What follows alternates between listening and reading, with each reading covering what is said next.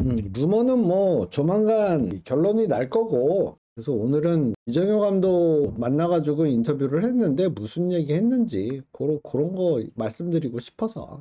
효버지가 만약에 움직인다고 하고 효버지의 사단의 범위가 어느 정도일지는 모르겠으나 몇 명은 데려가야죠. 전북은 근데 생각보다 선택의 폭이 넓다고 생각해요. 곳간이 풍족하니까 누구든지 마음만 먹으면 데려올 수 있는 힘이 있는 팀이잖아요. 그러면 이정효 감독이 가가지고 선수단을 어떻게 장악할 것인가, 통솔할 것인가, 선수들의 마음을 어떻게 얻어낼 것인가는 전적으로 이정효 감독의 능력에 달린 문제인데, 어느 팀이든지 그렇겠지만 올 시즌 전북은 진짜 망신을 당했잖아요. 그런 상태에서 감독을 새로, 심지어 지금 영입한 감독을 또 쫓아내고 데리고 오는 감독이라면 그 감독에게, 이번에 데리고 오는 감독에게는 무한 지원을 제공해야 한다고 생각해요. 이정효 감독의 이 인터뷰를 소개를 좀 해드리고 싶어서요. 뭐 여기 쓴 것처럼 약간 이정효 감독하고 얘기하는데 약간 돈키호테 같다라는 생각이 좀 많이 들었어요. 돈키호테가 마지막에는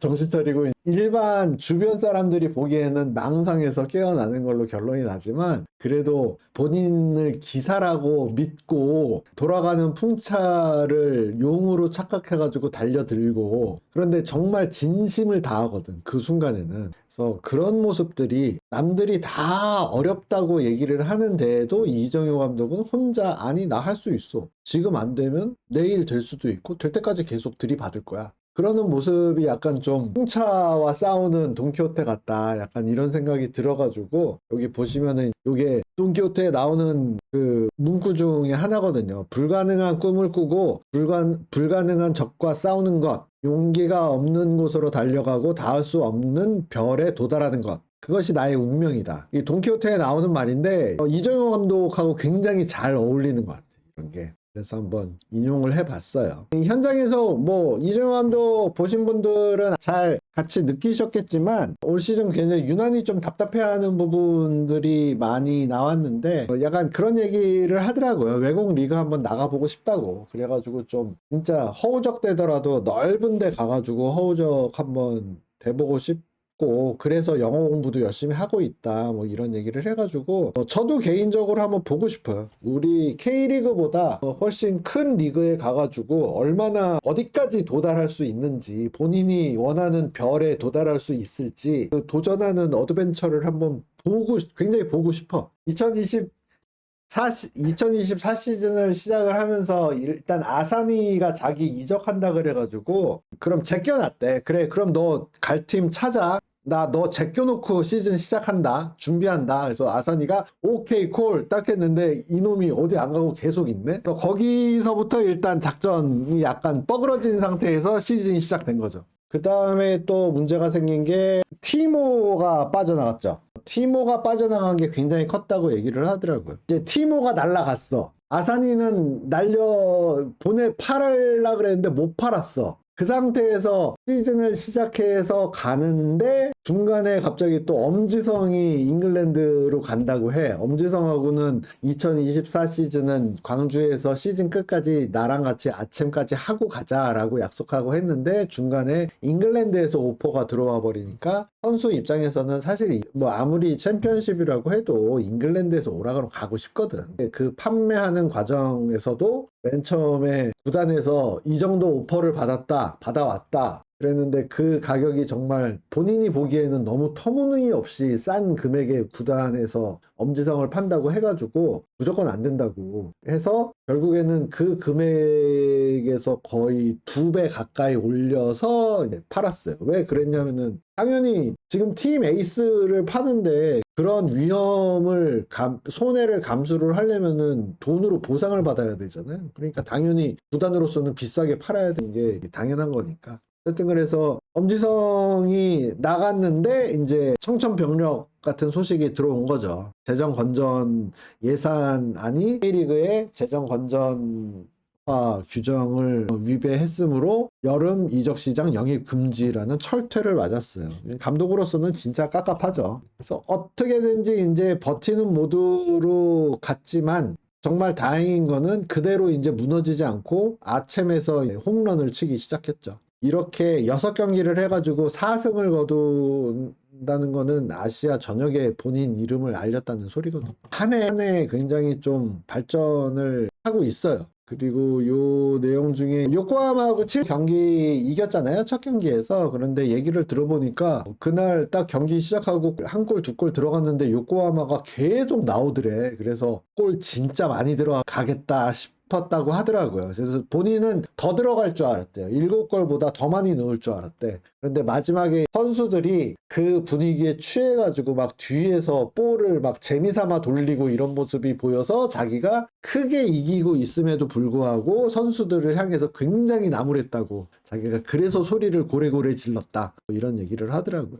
경기 뭐 올해 한 말 중에 제일 유명한 게 시간 있으면 골을 더 넣어, 한 골이라도 더 넣어, 그 얘기가 되게 유명했는데 요코하마하고 크게 이긴다고 해도 계속 골을 넣기를 원했던 거죠, 감독은. 그래서 왜 K리그보다 아챔에서 광주가 잘하냐라고 할 때 이제 상대가 아챔에서는 아무래도 12개 팀 중에 8위 안에 들어야 되니까 뭐 이 경기는 우리가 비기고 간다, 뭐 안 져도 된다, 뭐 이런 경기가 없이 다 이겨야 되니까 다들 이기려고 앞으로 튀어나오기 때문에 오픈 게임 양상으로 흐르고, 그렇게 되면은 광주한테 굉장히 유리해지는 상황인데, K리그는 이제 38경기를 치르다 보니 처음부터 이 경기 무조건 이겨야겠다라는 마음이 보이지 않는 팀들도 사실 없지 않아요, 보면은. 그런 식으로 이제 내려서 가지고 막으면은 사실 골 넣기가 쉽지가 않죠. 제가 그렇게 물어봤어요. 만약에 이제 어마어마하게 큰 손이 와서 우리가 당신을 고용하면은 어떤 축구를 하고 싶어?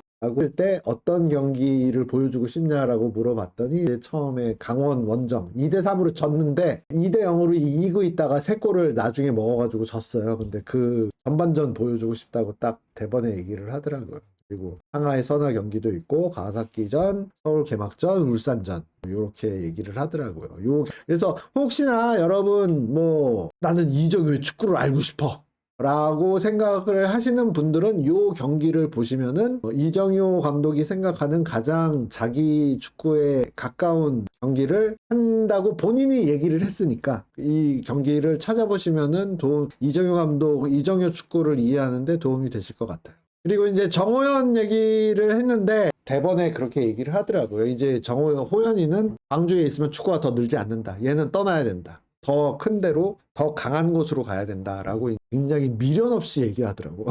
충분히 난 동감. 슛이 좀 더 골로 들어갔으면 좋겠다는 아쉬움은 좀 있다고 말을 하지만, 어쨌든 제 개인적인 욕심은 국가대표팀에서도 정호연이 뛰었으면 좋겠어, 선발로. 정호연이 주전으로 뛰는 축구를 대한민국 국가대표팀이 구현을 한다라고 하면은 확실한 거는 지금보다 한 단계 높은 축구가 될 거예요. 그리고 뭐 유로 2020 그 스페인 독일 경기를 보는데 1분 길이를 보는데 한 6, 7분 정도가 소요된다 그러더라고. 그러니까 계속 돌려보는 거야. 한 장면을 계속 돌려보는 거예요. 또라이지.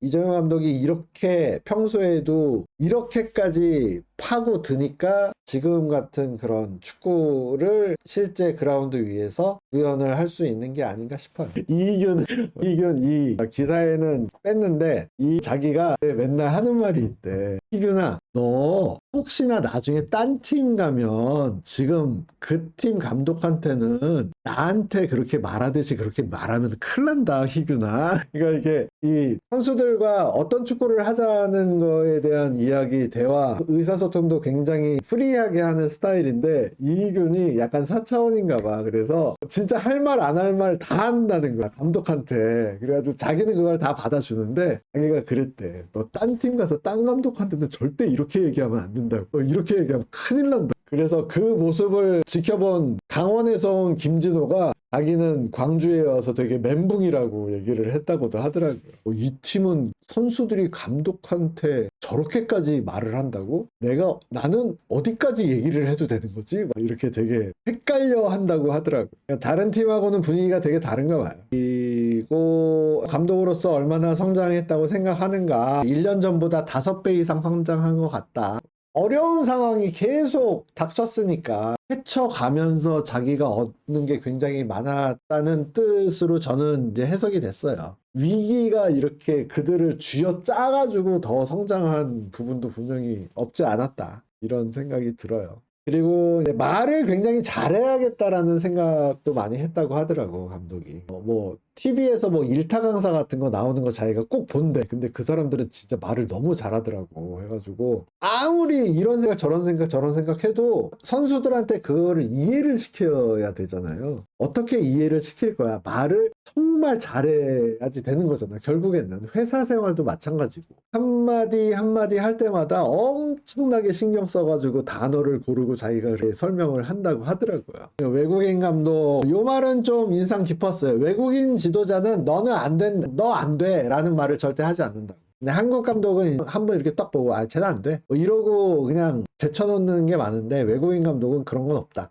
그래서 마지막으로 이제 영어 열심히 공부하고 싶다. 네, AC 아침 관련돼서는 지금 사실 광주는 16강 행이 거의 확정정이죠. 2경기에서 3점, 한 경기만 이겨도 그냥 확정, 1점만 더 따면 확정인가 그래요. 거의 확정이야. 지금 광주의 기세로 보면은 16강에서도 이길 확률이 굉장히 크죠. 그럼 이제 8강부터는 사우디아라비아에서 한 곳에서 모여서 하는데 생각보면 8강이 올라갔어. 그러면은 2경기만 이기면 결승이야. 8강 이기고 4강 이기면 결승.